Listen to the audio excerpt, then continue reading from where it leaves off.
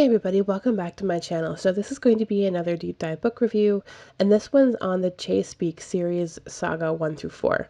So I'm going to sort of read through the synopsis of each book, and there's 4 different books, and then sort of do a brief overview of all of them. I'm not going to go into too much detail just because there's a lot, and it's easier just to kind of sum it up between the 4 of them. So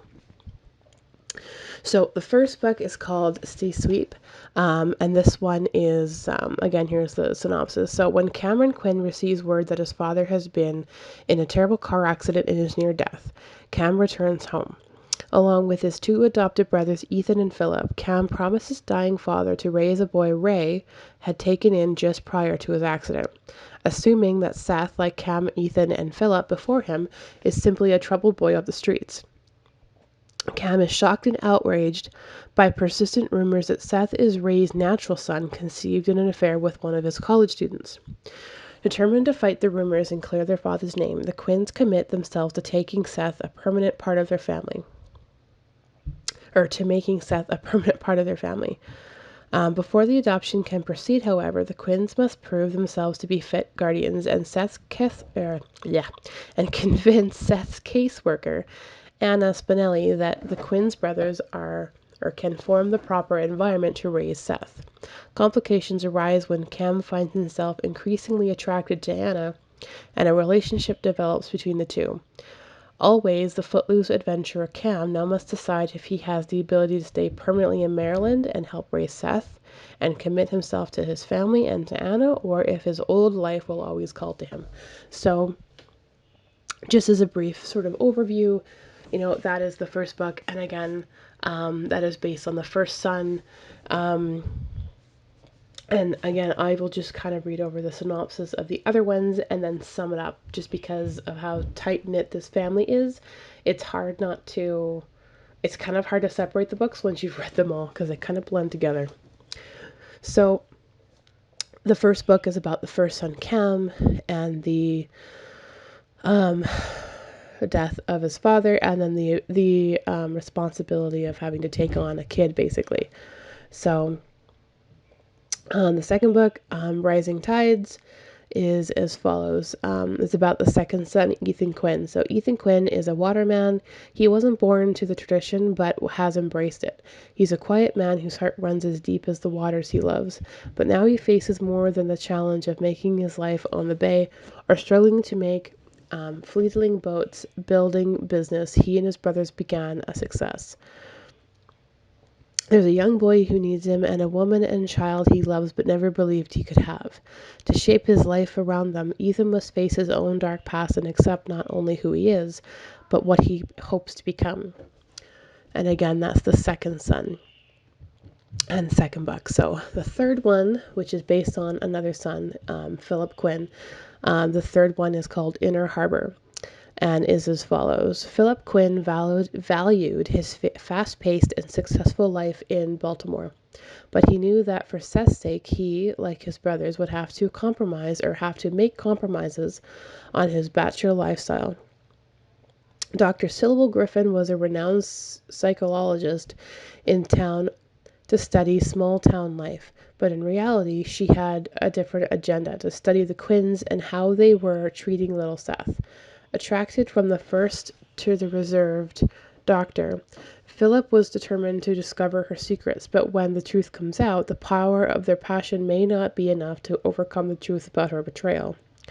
The Quinns will have to pull together as family once and for all to protect and care for Seth, as they promise her father, and Sybil will learn that sometimes a tie without blood is just as strong as a tie with blood. So that is the third book, and then the final one is called Cheaspeak Blue, and it is based on Seth. So this is the small blurb on that. Seth Quinn is finally home. It's been a long journey. After a harrowing boyhood with his drug-addicted mother, he was taken in by the Quinn family and grew up with 3 older brothers who watched him over with love. Now, a grown man returning from Europe as a successful painter, Seth is settling down on Maryland's eastern shore surrounded by Cam, Ethan, and Philip once again, and their wife and kids, all the blessed chaos of the extended Quinn clan. Finally, he's back in the little blue and white house where there's always a boat on the dock and a rocker on the porch and a dog in the yard. So just to kind of sum all this up, because as I said, it's hard to kind of separate the books once you've read them all. They blend together really well. And that's mostly because the story just basically continues. It doesn't really cut off. But despite the fact that each book is based primarily around one particular kid, it is still interlinked and very hard to not think of one without the other. So to sum them all up, the family is a very unique family.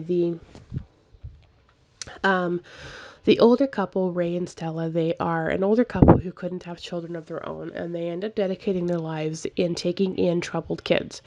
And it wasn't something that they went out of their way to find or do. It was kids that kind of came to them in a roundabout way. Ray being a professor at a college, and Stella being a doctor in a hospital. So through one way or another, they would come across a child that needed help, and they would take them in.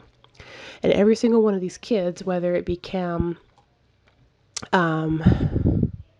Ethan, Philip, or Seth, being the more complicated one of the bunch, all of them came from a background of abuse of some form, whether it was neglect, physical abuse, sexual abuse, drug abuse. There was always something that stemmed from a very ugly childhood that they had to escape and overcome. And every single one of those kids who eventually, through this book series, you watch grow up and overcome the hurdles that come with that. There's a lot of abuse and damage that comes with that. Self-doubt, self-sabotage, not thinking you're worthy, not thinking you're good enough, trying to overcome the horrors and nightmares and things that you saw and experienced as a child. Especially, for example, in Seth's case, where his mom was a drug addicted mom. She was prone to whoring. She would bring them around. And while Seth was lucky enough to get away and not be used by the men she brought home, Ethan wasn't so lucky. He was used as that. So there is abuse in every single one of these cases. And between the two older people, they were able to help these kids overcome that. And it's through an unfortunate turn of events that Ray ends up losing his life before he can spend too much time with Seth. And it's actually through meeting Seth and discovering Seth that it really brings the family together. And it makes the brothers work together as a unit, because now that Ray has died, as Stella had died a few years prior, they end up, through a promise made, forced to work together, at first out of obligation to help a young kid, and then eventually becomes as much as a obligation as it is an honor, because they end up loving the kid. So it becomes a family that they never thought they could have.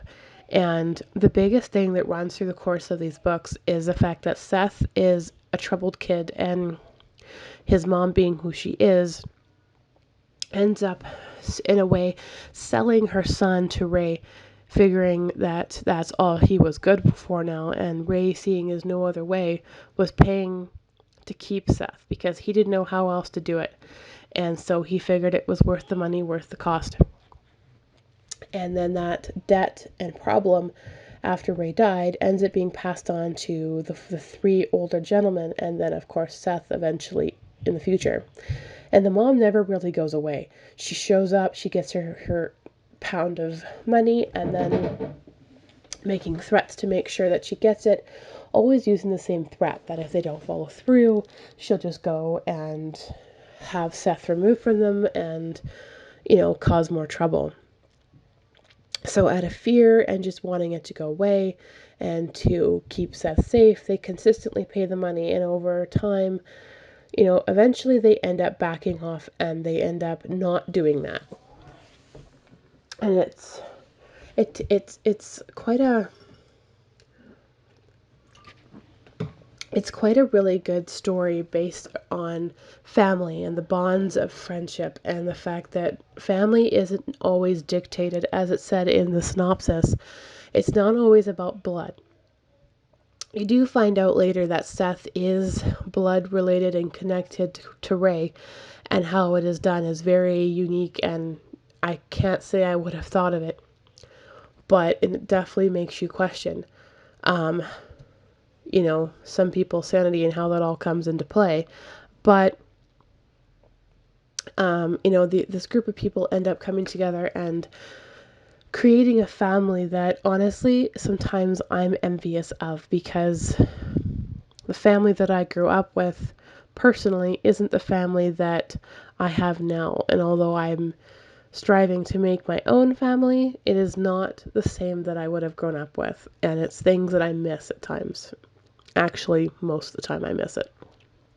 So, reading this book and seeing the struggles and the love and the situations that they all go through is definitely something that drew me in, and it's something that I enjoy the most out of a story. You know, I'd say two big things drew me into a story. It's either the bonds of family, love, and friendship in a group, or it's the backstory and history of something, the where, when, why, and how.